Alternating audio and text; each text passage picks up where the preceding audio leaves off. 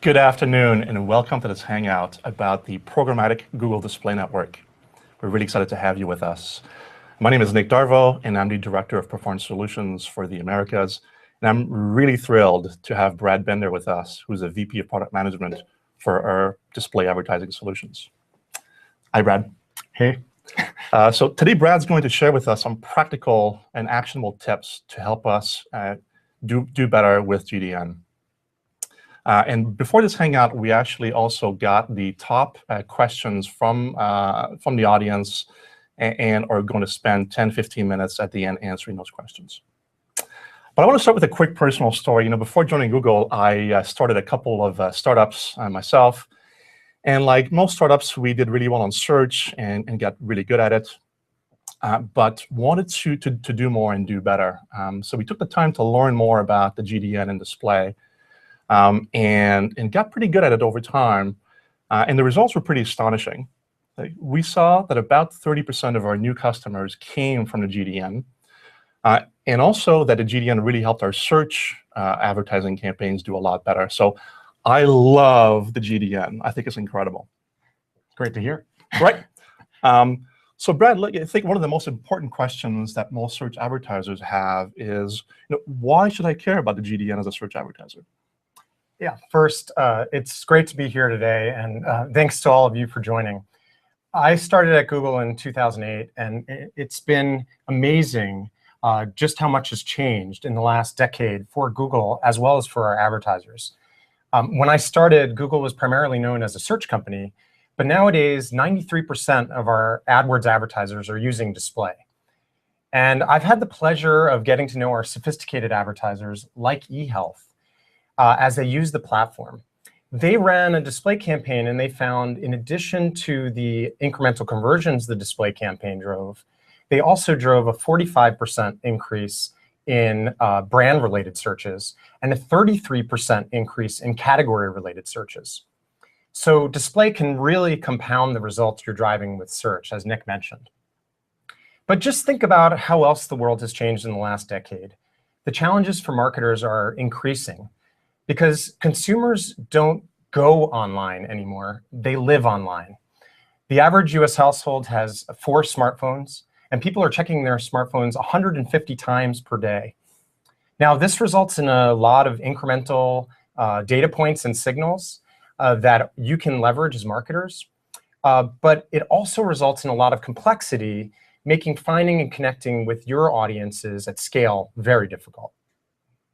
The promise of programmatic is to tackle that complexity and deliver the results you care about. That said, there still remains a lot of confusion about where to begin and what programmatic even means. The way we define programmatic is using technology and audience insights to automatically buy ad inventory to reach the right person with the right message. For consumers, we've seen programmatic deliver highly relevant ads that they respond to. And the mission of the Google Display Network is to make the power of programmatic available to all advertisers. Thanks, Brad. That was really helpful. And I know there are 2 different programmatic solutions at Google. There's the DoubleClick suite. There's the Google Display Network suite. How do we think about them differently, and where is it most appropriate for what type of advertiser? That's a great question. So the DoubleClick Bid Manager is an integral part of a full ad tech stack solution. It's effective for creating and managing holistic campaigns across multiple channels. And it's able to access multiple inventory sources, including the ad exchange. The Google Display Network is a turnkey programmatic media buying solution. You're able to access the Google Display Network via AdWords. And it accesses the ad exchange as well as premium Google-owned and operated properties such as YouTube and Gmail. Therefore, it's a really effective starting point for search advertisers that want to start off with display, as well as for traditional display advertisers and agencies who are looking to achieve reach and scale. The Google Display Network has been built to meet the needs of any advertiser, regardless of size or scale. Great. So today we'll focus on a GDN, and we won't be talking so much about the DoubleClick product. So how do we get started with this? I'm a search advertiser, or I've been using GDN for a while. What are the steps that you would recommend to get some great results? Yeah, we really think about the keys to programmatic success in terms of 3 steps, and I call them the 3 R's: reach, relevancy, and results. And we'll spend more time on each of these. Reach is about reaching people when it matters. Great marketing always starts with defining and reaching the right audience, regardless of what device they're on, desktop or mobile, app or web.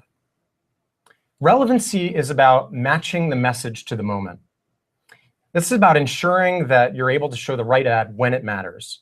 Our real-time bidding and creative optimization is designed to help you do exactly that.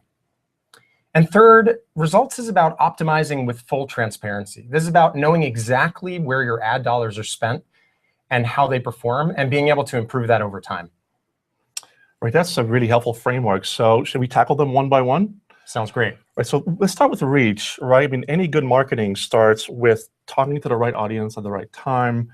And if I want to start with the GDN and I want to have great reach and develop a good audience strategy, where do I begin? Yeah, you always want to start with data that's unique to your business. Many of you already have your sites tagged with remarketing. And as we know, remarketing is incredibly important. Consumers are visiting sites up to 6 times on average before making a purchase. Programmatic remarketing on the GDN can help you re-engage with site visitors on a personalized basis, even after they've left your site. And because the GDN has the #1 multi-platform web reach, we're able to reach over 95% of US users. This really enables you to reach these audiences at scale. And we do this through a combination of our over 2 million inventory partners across desktop and mobile, web and app, as well as proprietary properties you can access, such as Google Finance, Maps, Play, YouTube, Gmail, as well as AdMob, which is used and trusted by more app developers than any other platform in the world. Having access to this kind of scale enables Google to understand different patterns of behavior, identify who your highest value audiences are, and engage with them at that perfect time. There are 5 key areas you should think about when you're developing your holistic remarketing strategy, and I'll walk through them one by one. First, you want to set up smart. Tag your entire desktop and mobile site. Next, you want to send the right messages to the right prospects so that you can cater messages to each. For instance, your homepage viewers versus your category page viewers, or product or offer page viewers, people that put something into the shopping cart and then later abandoned it, as well as past converters. Next, you want to set your bids and ad formats for success. Pair remarketing with Conversion Optimizer, which we'll come back to later. And then you also want to use all display ad sizes and formats, including text, mobile, image, and HTML5. Use dynamic remarketing to show the most personalized ad possible. And then, if you're already using Conversion Optimizer, we'd recommend you take the next step and move from Conversion Optimizer to target return on ad spend. Next, because people who have shown up on your site have demonstrated such strong intent, you really want to remove as many restrictions from your campaign as possible. You want to optimize your settings for best results. So remove exclusions for languages, locations, and placements. And then last, once you've done all of this, you want to look for new qualified customers using things like similar audiences, in-market audiences, or auto-targeting. And Brad, you mentioned, we're always looking to get more qualified customers. You mentioned other types of GDN targeting. Can you expand on that for both performance and brand advertisers? Sure. When we think about audience definitions, we really think about them in 2 buckets. The first is advertiser proprietary data, or first-party data, and we've already covered that with remarketing. And the second is Google proprietary data, which is intent-rich data. Intent-rich signals exactly what a customer wants, where they want to go, what they want to do, where they want to buy. And for instance, search is laden with intent-rich insights. Well, the Google Display Network was born into the same philosophy as search. It harnesses learning from the same contextual engine that powers search to be able to describe pages on the web down to a keyword level. This is what allows the GDN to understand and marry up the context of the page with users' behaviors and interests. And no other data source can really layer together these two things to deliver ads as relevant to search. GDN with our audience suite is pulling together these intent-rich as well as contextual signals with great under-the-hood technology to act in real time. And I'll walk you through some of the options. First, similar audiences is lookalike targeting. It helps you automatically find people who look like your best customers. For instance, if you're a fashion retailer, it helps you reach people who look like people who have already bought a handbag from you. Next, in-market audiences allow advertisers to reach customers who are actively researching and intending to make a purchase, regardless of business. And a key differentiator between using in-market audiences with Google and third-party segments are a few things. First, our lists are created in real time. All these cookies are updated in real time, and we leverage customized look-back windows to adjust for different verticals with varied conversion cycles. So, for example, people are generally in the market for a car longer than they're in the market for a sweater. The next difference here is that we're able to reach intenders, not just people that have shown a general interest. Our customized algorithm is able to differentiate between those two things. And an example here is, someone might be generally interested in cars, but really they're interested in race cars and Formula One racing that they'll watch on the weekend. That's very different than someone who's actively in the market for a new SUV for their family. Next, we've developed an affinity audience suite, which helps brand marketers looking to raise awareness and drive consideration by reaching audiences based on detailed pictures of their lifestyle, behavior, and interests. It reaches users online in a similar way to how you think about TV. So reaching cooking enthusiasts or reaching luxury travelers. And you also have the ability to overlay this with demographics or other targeting types to reach your specific audience. A complement to our broader affinity suite is our custom affinity solution, which allows you to reach a more niche set of users, defining your own custom audience. So for instance, if you're a health store looking to find vegans, you could compile a list of keywords that describe the content that this type of user would have previously browsed, such as vegan recipes, non-dairy, soy protein, etc. Last, I want to mention auto-targeting, which really helps you take it the next step. If you're already leveraging our automated bidding solutions, auto-targeting can help you automatically reach additional customers at a similar cost per customer without having to think about which targeting type is best for you. The system will automatically figure that out. This is made possible through campaign learnings, which include data specific to the advertiser, user-specific signals, as well as GDN-wide learnings that deliver more clicks, conversions, or revenue. All of these signals are leveraged in real time. And just talking about how we keep these lists fresh, almost 200 million users are actually expired off of these lists every day. But because of the scale of the Google Display Network, we have over 1 billion users that are characterized in our audience suite. Sounds really powerful, and like for a simple-minded salesperson like me, I like to use examples. So I'm going to pepper the rest of the Hangout with some examples. So one I'd like to mention is for New Zealand, who was using this very powerful suite of products to change how they were targeting their market. They realized, first of all, that the customers had changed quite a bit, that about 70% of consumers would use the web to do some pretty significant research before ever stepping into a dealer. That's a big, big change. And their previous strategy was not really about that. It was more about branding, not so much about putting the information in front of consumers to drive them to dealers. So they switched their strategy to wanting to drive people into their dealership. And they used the GDN across the entire funnel, right? They used affinity audiences for upper funnel, in-market for mid-funnel, and remarketing for customers who were the closest to buying their car. And the results were pretty astonishing. They went from a set, and forget kind of mentality to a constantly optimized mentality. And so the results improve all the time. And they also created some really clever custom ads to drive people to their site.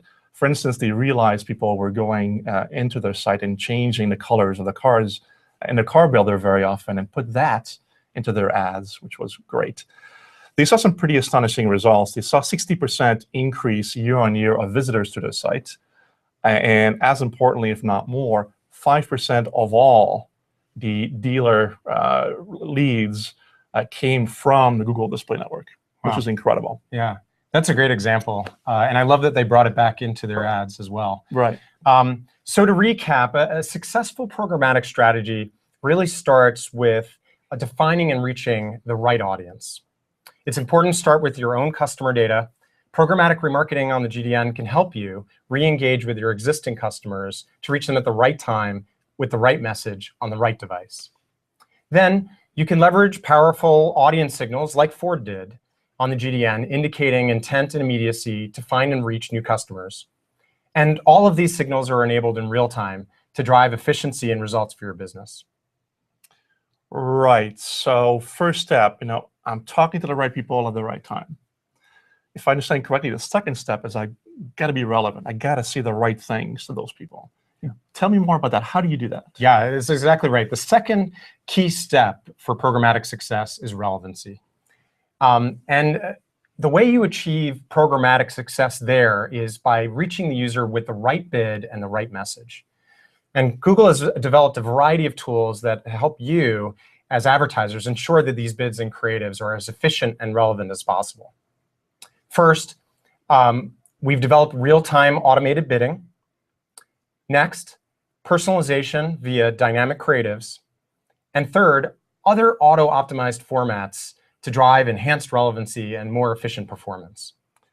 Yeah, and as I mentioned before, I was an advertiser as well, and I found that to be hard, frankly, right? There's so many options, there's so many different ways to set bids. Like, how can Google help to make this easier to manage? Yeah, this is exactly why automation is so key. There are just so many signals that it's impossible to harness them all without machine learning. On the GDN alone, there are 70 million unique signals that go into each auction bid decision. And this is why Google's developed real-time bidding and creative optimization tools designed to help with exactly this, to help advertisers achieve results scalably. And you had mentioned before we started to me that Wayfair was a great example of that. Can you tell us more about that? Yeah, I know you're familiar with Wayfair as well, and many of you are probably familiar with Wayfair. They're an online home furnishing and decor company who turned to programmatic on the Google Display Network to reach new, high-value customers efficiently and at scale. Wayfair used a variety of targeting types to reach their audience, including in-market audiences, keyword contextual targeting, as well as similar audiences. And to reach, and they used all of that to reach new users. And then they also used remarketing to be able to reconnect with their existing users. Wayfair quickly learned that addressing all of the relevant customer signals while manually optimizing their display campaigns could be difficult and time-consuming. And so to combat this, they implemented Conversion Optimizer to programmatically bid for customers. Conversion Optimizer is able to analyze every ad auction, click, and conversion that Google delivers. And by now, that's data from 75 billion events that can be used to predict future performance and manage your bids for best results. Conversion Optimizer takes into account customer signals such as actions on your site, device, user location, or time of day to intelligently reach people where and when they're most likely to respond and buy. And this helped Wayfair reach new and high-value customers at the right moment, as well as at the right price. And in Wayfair's case, they got great results. They were able to lower their cost per acquisition by 75%. Wow, that's incredible. I kind of heard a rumor that personalized ads have a click-through rate that's about 50% higher than non-personalized ad. Is that true? Yeah, that is true. That's but it's impossible to create a personalized ad for millions of people. So how do I do this at scale? Yeah, as you mentioned, it is nearly impossible to manage all of this complexity without the efficiencies of technology and automation. Advertisers can't manually create enough versions of an ad to run in every possible place that they need to be. Yet we know that customization is exactly what consumers respond to and what advertisers need to be relevant. Why shouldn't ads be able to automatically respond and adapt to the environment on their own? When we think about customizing at scale, we focus on simplification, automation, and responsiveness. And we've invested significantly against all of these areas to make delivering personalized creatives at scale easier for all advertisers. One of the ways I want to talk about is dynamic advertising. And this isn't just traditional creative optimization. This is using feeds or an asset library to deliver the most relevant message possible. Dynamic remarketing lets you show previous visitors more personalized ads for products and services they visited on your site, or similar products that they might be interested in. These new dynamic remarketing ads will automatically resize to fit any placement, regardless of size or device. And we've updated the style of these ads to give them more beautiful styling and to fit in with the look and feel of your brand. Why is this valuable? Well, this enables you to reconnect with your consumers with the right message at scale. And it really provides an even more relevant experience on any device. On average, we've seen clients that have implemented dynamic remarketing see double the conversion rate at 60% lower CPA. So it's incredibly effective. And I remember doing this myself, and there's so many different ad sizes and Flash, non-Flash, HTML5. I remember also that complexity around that. Can you tell us more about that issue as well? Yeah, and outside of dynamic remarketing, we could do even more with automation. We're doing a lot of work behind the scenes to allow you to build once and let Programmatic really automatically optimize on your behalf. And really, it's about delivering to all of the potential inventory slots you might want to run in: desktop, mobile, app, or native spots. For instance, with auto resizing, we've made it so you just have to upload 3 sizes to be able to reach 95% of placements through auto resizing. Previously, the maximum you could reach with 3 sizes was 55%. So this is really enabling you to deliver a lot more scale and reach with less effort. Second, you mentioned auto HTML5, actually. And 84% of advertisers are still using Flash, even though it has a decreased ability to work on mobile and desktop. And so we've automated that process. So if you have a Flash creative, we'll automatically be able to upgrade that to HTML5. And we've seen ads in HTML5 have up to 3 times the click-through rate of Flash ads on mobile devices. So again, we've just made it easier to succeed with this without having to do additional work. The last piece I want to talk about is auto-optimized text ads.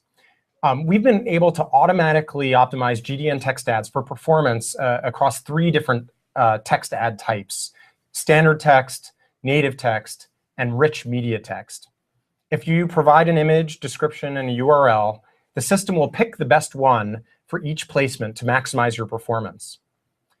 This reduces the manual building that advertisers need to do to deliver engaging text ads. And did you know that the majority of advertisers are spending more than 20% of their GDN budget on text ads? Among them, on average, those that actively manage both image and text are seeing 40% more conversions than by including text ads while also maintaining their CPA. I did know that, by the way. I actually love those text ads. I think it's an easy migration for a search advertiser as a first step into the Google Display Network. Thanks for that. That was really helpful. Let's take a look at another example of a company that was trying to increase the relevancy and personalization of their ads using dynamic ads. And this is Jet Airways. And you can imagine how you can improve an ad for an online air company if you know where people want to go and where they are today. So that's what they did. Their ads had the location of the user and the destination they wanted to go to and the date in which they wanted to fly right inside the ad, which I think is really cool and also very useful for the consumer. So they customized these ads and did a lot of testing. And after 6 months, they saw a 200% increase in conversion and 65% decrease in CPA, which is pretty amazing. Yeah, that is amazing. So to recap this section, in order to drive relevancy through bidding and personalization, you want to automate your bidding, as we saw with Wayfair. You want to personalize creative with dynamic ads, like we just heard about with Jet Airways. And you want to automate your creatives to create better user experiences and increase efficiencies across devices at scale without having to do any additional work. Right. So, I've talking to the right people, right? I've got the right reach. My ads are the right ads. I'm relevant. I'm bidding properly. I'm using some automation. So these are kind of the building blocks. But now I want to make sure that I'm making money out of this, right? So how do I make sure I get the right results? Yeah, in terms of results, the first thing I'd like to talk about is consumer behavior across screens.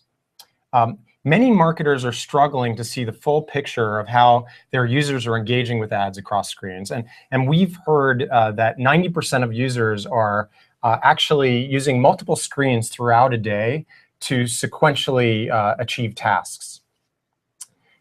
Consumer journeys aren't linear anymore. And so really, our job in ad technology is to help marketers like you fit these puzzle pieces back together so that you can get a full picture of what's actually happening with your users. Last click attribution and single device models are easy, but they really don't give you the full picture. Not measuring cross-device behavior nowadays is really not measuring the full impact of your marketing. So we, as Google and the Google Display Network, have invested in ways to help marketers ensure that they can measure these new paths with more precisions. And that's why we've invested in cross-device conversions across search, display, and shopping. Marketers around the world can now capture the full value of their AdWords campaigns by using cross-device insights. And they're measuring up to 16% more conversions from search and 11% more conversions from display. And there are a few best practices you can get started with when you're enabling cross-device conversions that I'd like to walk you through. First, consider longer conversion windows, even up to 90 days if it makes sense for you. Users who research across multiple devices generally take longer to convert than someone who converts on her first visit from her first device. Next, you want to add the cross-device conversions column to your reports at the campaign level. Since we're so strict on statistical significance of our cross-device conversions reported, some campaigns may not see cross-device data at all. Next, you want to understand the difference in performance uplift between mobile and desktop. The uplift rate across your various devices will most likely vary. By being aware of these differences, you can adapt your strategy accordingly. For example, you can adjust your base bids according to your desktop uplift, and then adjust your mobile bid adjustments based on the performance differences compared to desktop. Right. So in a mobile world, it's really important to make sure you follow the customer journey from mobile to desktop, or else you're going to be missing a big piece of the action. And in reverse. And in reverse, that's right. And so here's a good example of this. So here's Vivint, which is a great kind of home technology provider. And they kind of knew this instinctively. You could see people doing that, but they wanted to actually get to the numbers so they can get some insights and use them. And by using the cross-device conversion, they were able to see that mobile display was driving 23% more conversions than they thought it was. So armed with that, they also were able to calculate that their CPA was 19% lower. And you can see how you can create a whole different kind of bidding strategy and optimization strategy with that, and get more customers at a better CPA. So they had some really fantastic results. Yeah, that's great. Switching topics a little bit, I know probably many of our watchers are concerned about ad viewability, right? It's an important topic. If I understand correctly, more than 50%? Yeah, 56%, yeah. Of all display ads on the web are actually not seen. Yeah. What are we doing about this? Yeah, this is an incredibly important area for us. And we're continually strengthening our commitment to viewability and making that the currency of digital advertising. Because we really want to help marketers and publishers work together transparently and efficiently. As a matter of fact, a viewable CPM buying launched on AdWords in 2013, so that advertisers could choose to only pay for display and video impressions that met the MRC-defined industry standard for viewability, which is 50% of the ad on screen for a second or more for display and 2 seconds or more for video. As a result, last year, over 70 billion impressions weren't billed to AdWords advertisers because they didn't meet that standard. Today, the Google Display Network is 100% viewable. all CPM campaigns are now viewable CPM campaigns in AdWords. And this makes the GDN one of the only media platforms where an advertiser doesn't pay for an impression unless the ad actually had a chance to be seen. To complement viewable CPM, frequency capping in AdWords also only counts viewable impressions for all display and video campaigns. And these metrics should really help you get a better understanding of which placements and creatives are driving strong performance when they have a chance to be seen. If you're a CPM buyer in AdWords, you don't need to do anything differently. All of your campaigns are now viewable CPM campaigns. But if you're a performance-based advertiser, viewability is something you should consider. Viewability guarantees that the ad is seen, so your performance can be measured more accurately. Great, that was really helpful. Those were all the kind of prepared questions that I had. These are the softball questions. Now we've got 4 or 5 hardball questions from the audience. So let's get to those. Those are fantastic questions. Thank you so much for submitting those. So the first question is around auto bidding. What are some signals that auto bidding works on, and can they work for advertisers of all sizes, or is it for the big guys? No, that's a great question. And really, auto bidding has been created to meet the needs of all advertisers. And our auction is unique because we harness millions of signals and permutations to optimize ads towards this consumer journey that we're talking about. We're able to programmatically select the right person on the right moment with the right message and with the right bid. And the signals include actions taken on your site. So it could be the past purchases you made or the number of pages you viewed.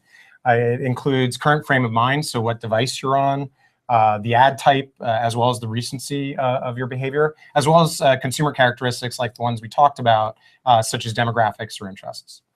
And like I said, this is really flexible to various budgets. Advertisers leveraging some of our automated bidding solutions, such as Conversion Optimizer, on average are seeing a CPA improvement of 20% on display. And that's an average. So many advertisers are actually seeing a stronger improvement. Well, I knew eventually, when I was an advertiser, I had to automate, right? It was such, CPAs got better, but also I saved so much time. Right. In the end, the machine kind of was better than me at optimizing this stuff, which is not very hard to believe. The second question was around auto-targeting. So how does auto-targeting work, and what are the available options? Great. So we chatted a little bit about auto-targeting earlier. And really, targeting optimization is letting AdWords target new users on your behalf that we believe have a high potential to convert. And this is within your display network only campaigns. And really, what this is doing is helping you find additional customers at a similar cost per customer.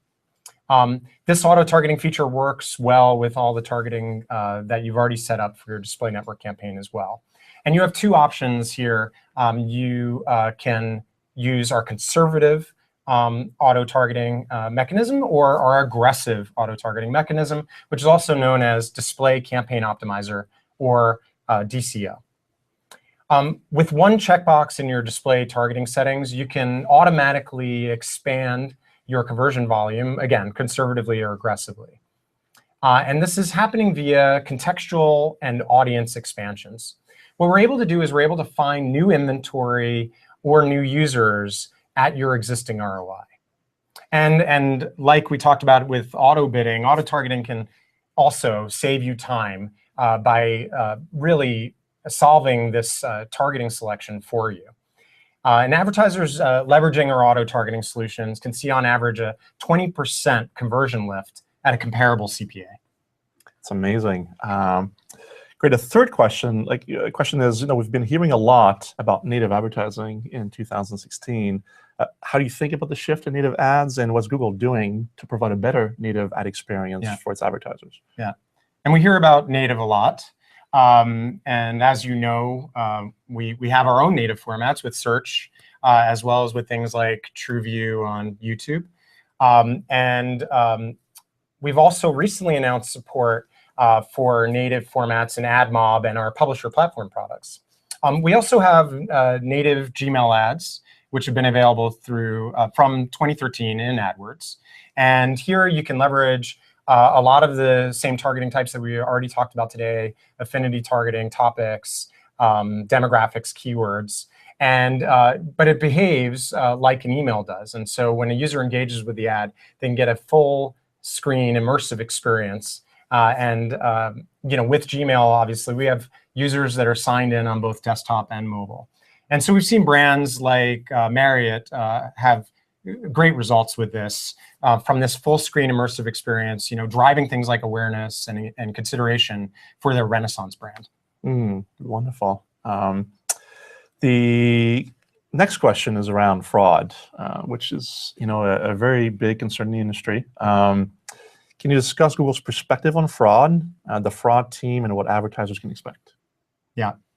And this is an area that's really important to us, and it's an area we've invested significantly in. We all have over 1,000 people within Google, engineers, policy experts, who have really dedicated their career to fighting fraud.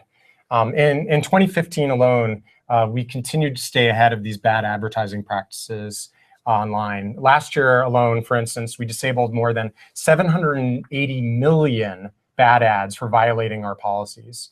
And that's a number that's increased over the years thanks to new protections we've put in place.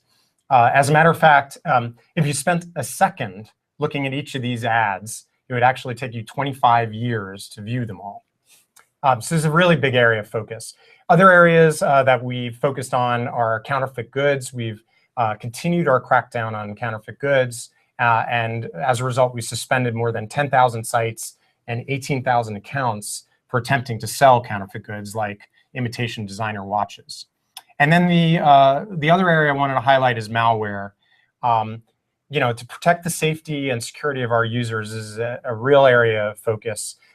We stop all ads that are pointing to malware, whether it's spyware, adware, or other types of malicious software. And as a result, we've removed 10,000 sites from our network for hiding forms of malware. So that's reducing unwanted downloads by more than 99%. If you want to read more about this, we actually publish a report annually called the Bad Ads Report. And that's published on our Google blog. So please check it out to find out more. Great. And the last question is around mobile GDN. There are other networks available out there, but how does MGDN compare to other players in the market?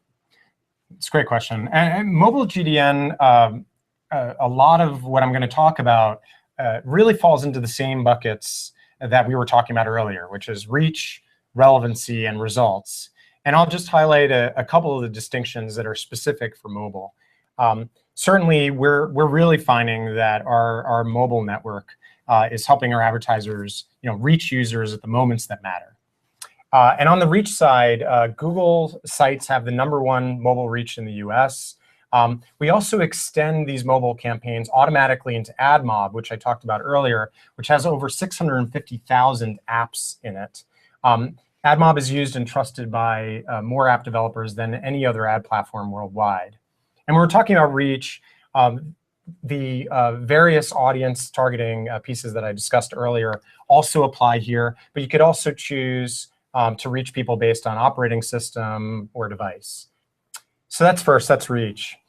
In relevancy, we've really taken a mobile-first approach to creative development. And the auto-optimization of creatives that I talked about earlier really have been created to optimally engage users regardless of what screen they're on. And when I talked about some of the bidding pieces, we're already leveraging dozens of mobile signals in our bid optimization, ensuring you reach the most qualified user. And then last, talking about results, we spent a fair amount of time talking about the importance of cross-device measurement and being able to optimize your performance by understanding how users are engaging with your brand across screens. I think it's just really important to learn these insights about how users are behaving across screens, especially when they start on one screen and they complete an action on another. You really want to be able to measure your conversions across browsers, understand the dynamics, even on a single device of where users are interacting with you on a web and or in app, as well as across devices, to help you make more informed business decisions. Yeah, thanks, Brad. That's really helpful. I just want to make sure I get this right. We covered a lot of content today, so this is like a little test for me. But But we talked about reach as the first pillar, right? Getting to the right people at the moments that really matter, and that's audience and data. We talked about relevancy, which is making sure that the message they see is also appropriate at the moment that matters. We've talked about dynamic creatives. We've talked about bidding strategies to do that. And lastly is results, making sure we measure properly across devices, and make sure we optimize with full transparency and have as much data and transparency as possible. Did I get that kind of right? Yeah, absolutely. All right, thanks. Hey, look, so any parting words and what you're thinking about for the rest of 2016? Yeah, and first off, Nick, just want to thank you for having me here today, and I want to thank all of you advertisers and agency partners who are able to join us this afternoon. It's clear the customer journey is as complex as ever, and our time spent online has doubled over the past few years. So this complexity is increasingly hard for marketers, as I'm sure all of you are finding, but it also presents a lot of new opportunities to take advantage of all these new signals in real time. The promise of programmatic is to let the technology do the heavy lifting and solve this complexity. And I couldn't be more excited about the role that the Google Display Network is going to play in achieving exactly that. As I look to the rest of the year, I'm personally inspired about some of the cutting-edge technology we're developing in the programmatic space. I don't have any specific launches to announce today, but you can expect to hear more from us throughout the year that will help you take better advantage of your customer data and connect with your existing audiences, that will continue to build new targeting features and help reach new customers, improvements in our best-in-class bidding technologies to drive profitability, enhancements in our creative offering, making it simpler for you to deliver beautiful ads that are relevant at scale, and last but not least, continued advancements in measurement and transparency, enabling you to make better business decisions. Very exciting 2016, Brad. Thank you very much. And thanks, everybody, for joining. That's the end of the Hangout for today. But for those of you who could not join, this was recorded and will be made available. We also have a feedback survey below in the Hangouts that you can see. Please, we love your feedback. We really appreciate it. So please do fill that out. Thank you so much for joining us. Thanks for your time. We really hope this was helpful.